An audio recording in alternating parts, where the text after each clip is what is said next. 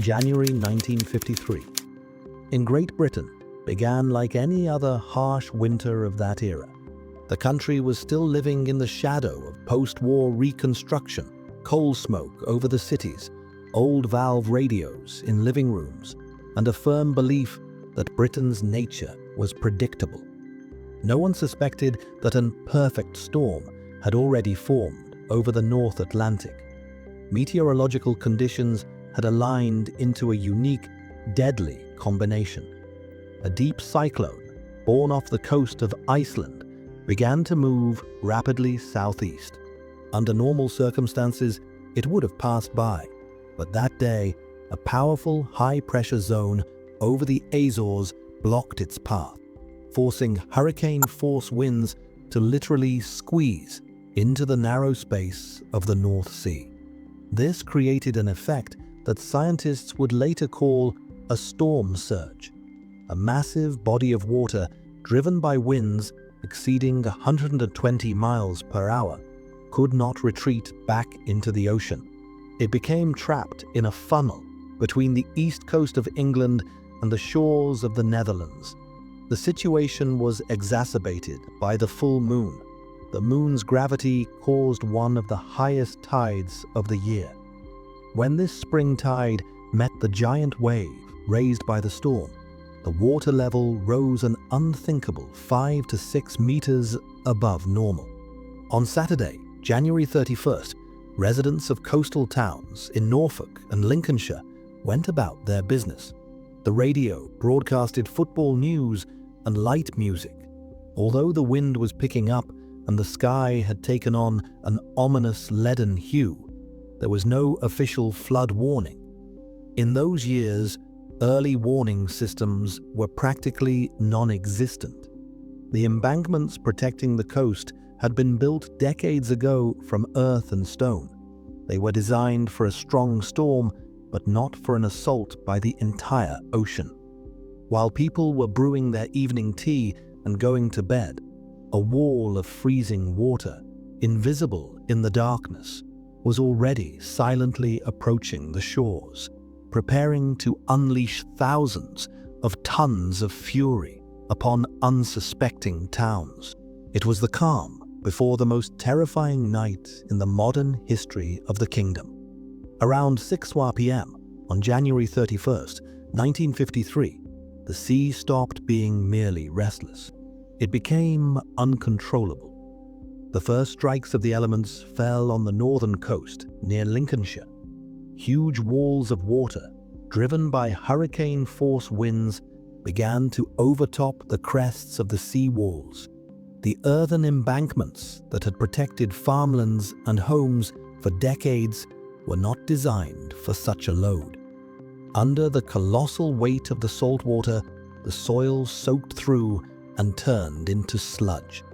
Soon, the dams began to collapse one after another, forming giant breaches through which the ocean rushed inland. By midnight, the disaster had reached its peak. In the eastern counties, such as Norfolk and Essex, the water was rising so rapidly that people had no time to even realize the danger. This was not a gradual rise in river levels.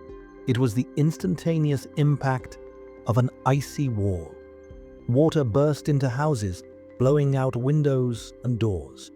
Residents woke up in total darkness to the piercing cold and the sound of furniture breaking. Electricity cut out almost immediately.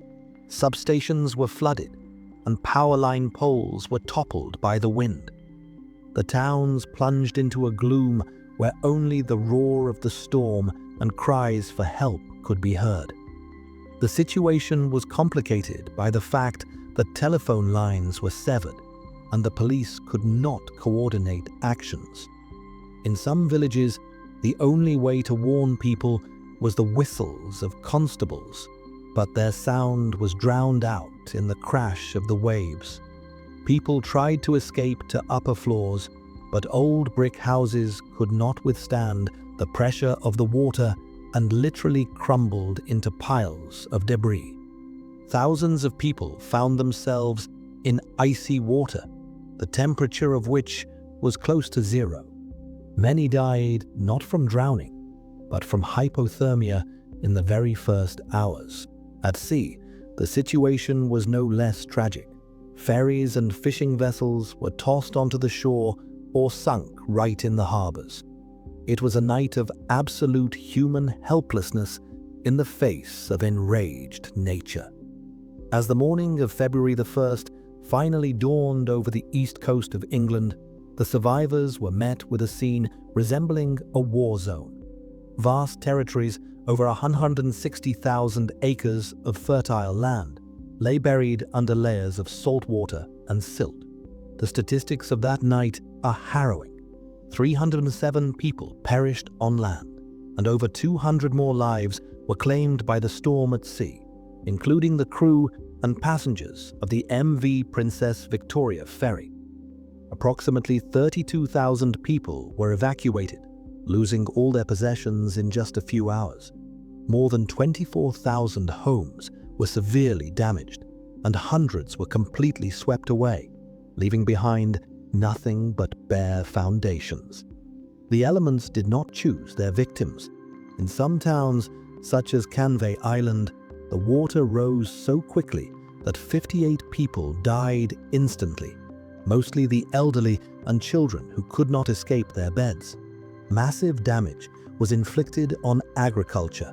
Thousands of livestock drowned in the freezing slush, and the salt water poisoned the soil for years to come, making it unfit for farming. Industry also suffered colossal losses. Port facilities, warehouses, and factories along the coastline were destroyed. The nation's infrastructure was paralyzed. Railways were washed away, and bridges were demolished by the torrents of water. The scale of the disaster forced the government to declare a state of emergency.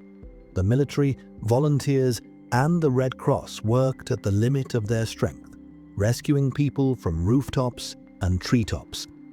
However, the greatest tragedy was the loss of the sense of security. Britain, which believed in its safety and the strength of its engineering, realized that its coastline was defenseless against such anomalies. The damage in the prices of that time amounted to over 50 million, equivalent to more than $1.2 billion today. This night left a deep scar on the national memory, becoming the deadliest natural disaster in the United Kingdom in the last 300 years. In the face of an unprecedented disaster, Britain responded with an incredible display of solidarity and courage. As soon as dawn broke and the scale of the calamity became clear, one of the largest rescue operations in the country's history began. Thousands of British Army personnel, the RAF, and the Navy were deployed to the coast. Soldiers worked waist-deep in freezing water, forming human chains to evacuate the elderly and children from flooded neighborhoods. American military personnel stationed at bases in the UK also stepped up. They brought specialized amphibious vehicles and helicopters, which became the only way to reach isolated farms.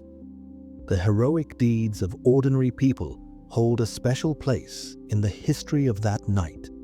Local fishermen in their small boats, risking their lives, maneuvered between house debris and fallen trees to rescue people from rooftops. One of the most famous heroes was Rhys Griffiths, a dyke reeve who, despite the darkness and hurricane winds, tried until the very end to close the sluice gates and warn his neighbors. Women from the Women's Voluntary Service organized hundreds of relief centers where victims could get dry clothes, hot food, and medical attention. The entire country turned into a single mechanism. People from inland counties, untouched by the water, sent trucks filled with blankets, food, and money. The operation was not only heroic, but also technically challenging. It was necessary not only to rescue survivors, but also to close the breaches in the embankments as quickly as possible before the next high tide arrived. Soldiers and volunteers manually laid millions of sandbags, working to the point of exhaustion under the freezing rain. This national unity following the tragedy became a symbol of the British Blitz spirit, which the country had not lost since World War II.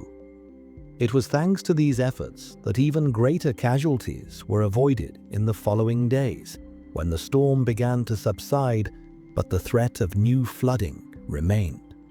The tragedy of 1953 was a harsh lesson for the British government. It was evident that the existing defense system was hopelessly outdated and the country was unprepared for the challenges of a changing climate. Immediately after the flood, the Waverley Committee was established, which completely overhauled the approach to coastal defense. The main conclusion was the realization that London, the heart of the empire and the economy, was under mortal threat. If the storm surge had traveled slightly further up the Thames, the consequences for the capital would have been catastrophic. The Tube, National Archives, and Westminster could have ended up underwater. The result of these fears was the construction of one of the most ambitious engineering projects of the 20th century, the Thames Barrier. Design took years, and it was not until 1982 that the giant steel gates stood in defense of London. This unique structure is capable of closing off the river in just 15 minutes, holding back the ocean's pressure. The barrier became a symbol of a new era, an era where humanity does not just hope for luck, but actively manages the elements. Furthermore, hundreds of miles of modern reinforced concrete walls were built along the entire east coast, and a sophisticated early warning system was implemented, which today reports the slightest fluctuations in sea levels via satellites and smartphones. The 1953 flood changed Britain forever. It taught the nation that the sea is not only a source of wealth and protection, but also a formidable force that demands respect. Memorials to those who perished in Norfolk and Essex still serve as reminders of that terrifying night, while engineers around the world study this experience to build the cities of the future. Today, despite the threat of global sea level rise, Britain feels secure precisely because of the bitter experience of January 1953. This story is a reminder that even after the worst storm, a dawn breaks, bringing with it new knowledge and the resolve to protect one's home